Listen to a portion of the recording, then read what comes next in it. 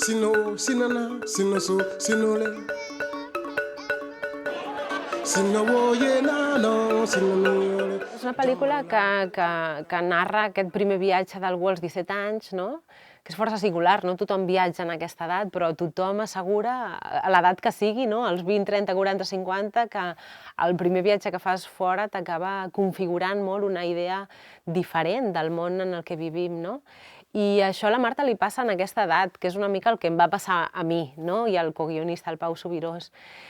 I és un moment en el que prens consciència que el lloc on has nascut, la teva realitat econòmica, social, cultural, determinen les relacions personals, per tant, si et pots fer amic d'algú o no i tal, no?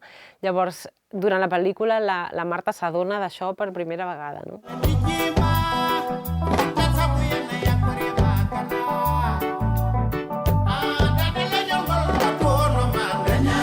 Jo crec que al principi podem veure la típica noia adolescent que la porten a un lloc on no vol estar, no? Ella segurament preferiria estar amb les seves amigues a Barcelona i passar-s'ho bé. Veiem que potser no té la relació més perfecta amb el seu pare, però bueno, veiem que des del principi ella té aquestes ganes de descobrir el que passa en aquest indret com ella vol, no? Ella vol conèixer gent jove de la seva edat i veure com és Senegal amb els seus propis ulls i amb gent amb qui vulgui estar.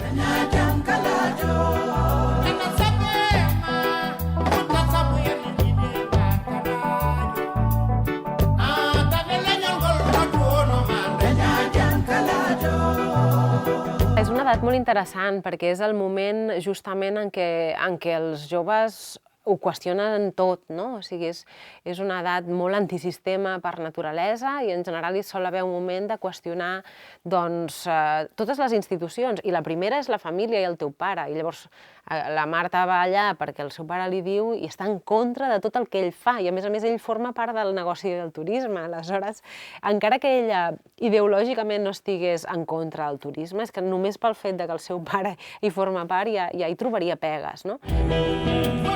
M'has enganyat, m'has mentit. Tu també m'has mentit? Jo soc ton pare i no t'has de explicacions de tot el que faig. Pensa una mica en el que has fet. Són grans aliats per fer arribar al públic allò que a nosaltres ens costa tant d'esforç, no?